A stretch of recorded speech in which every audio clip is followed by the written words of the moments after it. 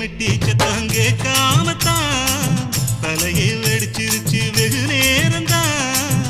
வரப்பில் உன்ன பார்த்த மறுவேளதா இடுப்பில் நிற்குதையோ ஏன் சேலதா. காலையிலும் காட்சி உண்டு சாத்தி கடி கதவத்தான் கட்டிலுக்கு கால் வலிச்ச கட்டாந்தர படுக்கதா. உடம்பு முழுக்க இப்போ ஒரு ரயில் ஓடுது மச்சான். வளைச்சு நொறுக்க சொல்லி என் வளையல் கிஞ்சது மச்சான்.